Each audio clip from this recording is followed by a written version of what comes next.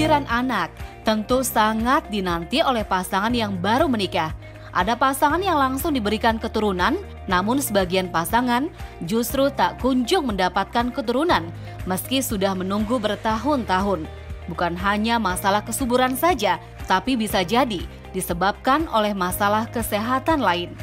Lantas apa ya penyebabnya? Saat ini saya sudah bersama dengan Dr. Ivander, spesialis kandungan. Halo Dr. Ivander. Halo, selamat pagi Dr. Nisa. Dokter, ini kan banyak sekali sekarang ini orang yang menikah. Nah, ada beberapa yang langsung diberikan keturunan, namun ada juga beberapa yang mendambakan keturunan namun tidak juga mendapatkannya. Kira-kira dokter, apa yang menyebabkan orang sulit untuk mendapatkan keturunan saat ini? Jadi ini pertanyaan yang sangat mendalam ya, karena kita seringkali berharap mendapatkan solusi dengan tahu apa penyebabnya susah hamil begitu. Tapi sebetulnya penyebab susah hamil itu ada banyak faktor, jadi bisa dipengaruhi oleh faktor dari suami, bisa juga oleh faktor dari istri. Dan kedua faktor ini bisa saling berinteraksi satu dengan yang lainnya. Nah, kalau pada perempuan, faktor yang paling sering itu adalah dari saluran telur, dari organ tubuhnya itu sendiri.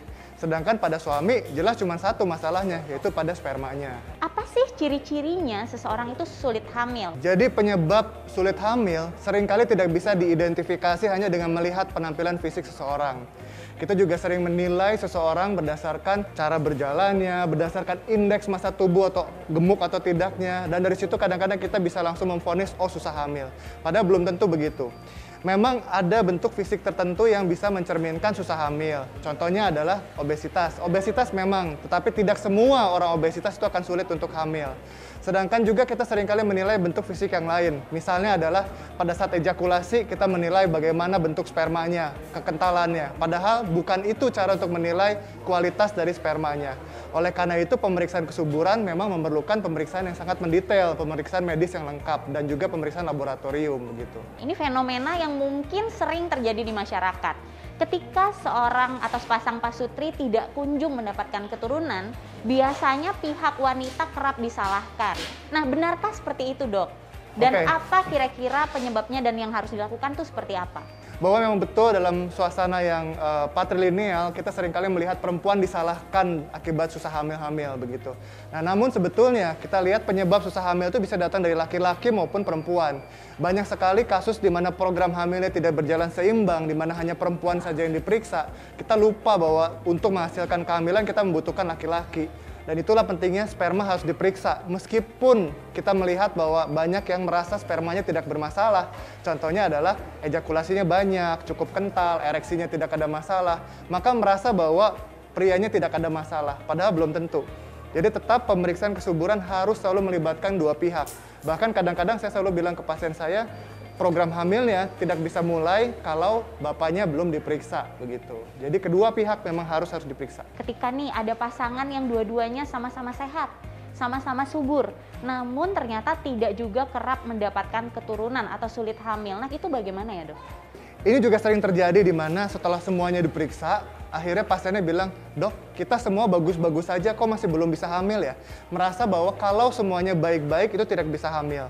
Nah, memang betul. Ada yang namanya adalah kesulitan hamil yang tidak kita ketahui penyebabnya apa. Dan itu meliputi sekitar 10% dari penyebab sulit hamil. Dan untuk fertilitas yang tidak kita ketahui penyebabnya apa, sebetulnya penanganannya menjadi mengkerucut pada bayi tabung. Karena kita tidak lagi memiliki opsi untuk memperbaiki sperma karena sudah bagus, atau memperbaiki perempuannya karena semuanya juga sudah bagus. Karena semuanya sudah bagus, maka opsinya seringkali mengkerucut menjadi bayi tabung atau IVF gitu. Nah, biasanya nih ketika seseorang menikah, tidak semuanya mau langsung memiliki keturunan. Jika seseorang menunda untuk memiliki keturunan, kira-kira ada efeknya atau tidak? Jadi kita harus tahu bahwa semua manusia diciptakan memiliki masa subur, baik itu pada laki-laki maupun pada perempuan. Jadi kalau sudah kita melewati masa subur itu, maka kita anggap sebagai sudah mulai kadaluarsa nih. Apa yang kadaluarsa sebetulnya? Kalau pada perempuan, kadaluarsa itu sel-sel telurnya menjadi kadaluarsa. Kalau pada laki-laki, kualitas spermanya mulai menurun begitu. Nah, kemudian kita bicara kadaluarsa, itu juga bukan bicara mengenai jumlah saja, tetapi kita bicara mengenai kualitas. Jadi meskipun jumlahnya masih banyak, belum tentu kualitasnya bagus. Meskipun masih melimpah, belum tentu hasilnya optimal. Nah, kemudian kita juga bicara bukan cuma mengenai telur dan sperma yang bisa habis atau bisa berkurang, kita juga bicara mengenai fungsi. Seperti kendaraan, kalau kendaraan makin lama dipakai, makin tua usianya, maka fungsinya akan semakin menurun. Demikian juga organ-organ kesuburan kita. Itu semua akan mengalami penurunan. Belum lagi pada saat menghadapi persalinan nanti. Nah, oleh karena itu, makanya memang betul bahwa kalau sudah menikah, sebaiknya jangan menunda. Tetapi memang di era yang modern seperti ini, ya kita melihat bahwa seorang perempuan cenderung lebih lama menunda pernikahan, menunda kehamilannya juga untuk mempersiapkan karirnya. Dan inilah yang membuat sebetulnya makin kesini masalah fertilitas semakin banyak, masalah kesuburan makin banyak begitu. Tadi dokter sempat menyinggung soal usia. Kira-kira berapa usia yang subur, dikatakan subur, dan berapa usia yang dikatakan bahwa organ-organnya mungkin sudah tidak sebaik usia subur tadi? Sebetulnya kita menggunakan cut off itu adalah usia 35 tahun. Di bawah usia 35 tahun kita bilang masih memasuki usia reproduksi yang cukup baik. Tetapi di atas 35 tahun kita akan melihat begitu banyak komplikasi yang mungkin terjadi. Baik kesulitan untuk hamilnya, baik komplikasi dalam kehamilannya, kemudian komplikasi dalam persalinannya juga.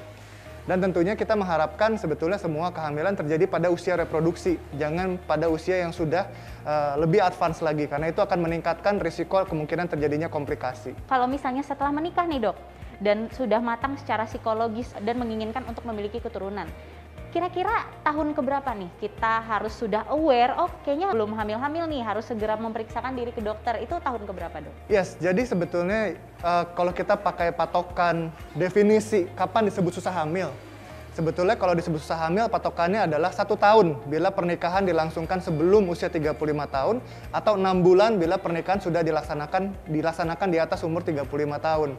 Nah, jadi kalau sudah 1 tahun hubungan suami istri teratur, nggak LDR-an, nggak jauh-jauhan gitu, ternyata masih belum dapat juga, nah itu cepet-cepet cari dokter, mungkin ada masalah. Nah, atau mungkin saja baru 3 bulan nikah nih, tapi ternyata merasakan ada kesulitan, ada permasalahan. Misalnya kalau haid sakit terus luar biasa begitu loh. Atau mungkin lakinya mengalami kesulitan begitu. Nah, segera cari pertolongan sebelum masalah jadi makin berlarut-larut. Bagaimana sih dok ketika kita berpikir, oh saya ingin menikah gitu, dan melaksanakan tes pranikah. Nah kira-kira dalam tes itu apa saja yang dilakukan dan pemeriksaan apa saja yang dilakukan? Jadi kalau kita bilang premarital check up atau check up pra kehamilan, itu kita bukan cuma bicara mengenai tes, tetapi kita juga bicara mengenai pemeriksaan yang lainnya, yaitu dengan pemeriksaan USG, kemudian pemeriksaan kesuburan juga begitu. Kemudian pramarital check up juga bicara bukan cuma mengenai pemeriksaan oleh dokter, tetapi bagaimana kita mempersiapkan tubuh seorang ibu dan juga mempersiapkan bapak sebagai calon ayah begitu, untuk bisa seorang ayah memandu ibunya, seorang ayah merawat istrinya selama kehamilan, dan bagaimana seorang ayah bersikap memang sebagai seorang ayah yang memberikan contoh yang baik untuk anak-anaknya, sedangkan ibunya mempersiapkan badannya supaya bisa membawa si anak, si bayinya nanti di dalam rahim untuk dapat gizi yang optimal, sehat untuk masa depannya juga kelak nanti begitu. Nah, oleh karena itu kalau kita bicara persiapan pranikah itu sangat panjang, sangat banyak, tetapi untuk pemeriksaan laboratorium yang dasar sekali, memang kita harus memeriksakan jangan sampai ibunya mengalami anemia, jangan sampai ibunya hamil dalam kondisi kurang darah, jangan sampai ibunya juga hamil dalam kondisi yang memiliki infeksi. Dan itulah yang akan kita lakukan, pemeriksaan-pemeriksaan darah yang kita lakukan pada saat melakukan pemeriksaan pramarital begitu. Ketika sebelum menikah kita melakukan pemeriksaan pranikah, apakah di situ bisa dilihat bahwa kita itu subur atau tidak? Ya tentunya, kalau kita bicara kesuburan, kita bisa bicara kesuburan secara anatomi atau bentuk-bentuk organ yang kita temukan.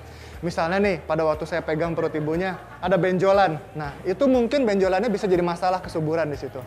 Tetapi kalau kita bicara fungsi kesuburan atau fungsi organ tubuh, itu kita mesti tes, kita mesti periksa. Artinya fungsi organ tubuh itu tidak bisa cuma dinilai berdasarkan pegang-pegang, itu mesti dinilai berdasarkan hasil pemeriksaan khusus begitu loh. Jadi kita harus uji apakah dia memang memiliki masalah kesuburan atau enggak begitu. Terima kasih Dr. Evander. Itulah dia tadi bincang sehat saya bersama dengan Dr. Evander. Saya Dr. Tengku Anissa bersama dengan Dr. Evander spesialis kandungan untuk Hidup Sehat Plus.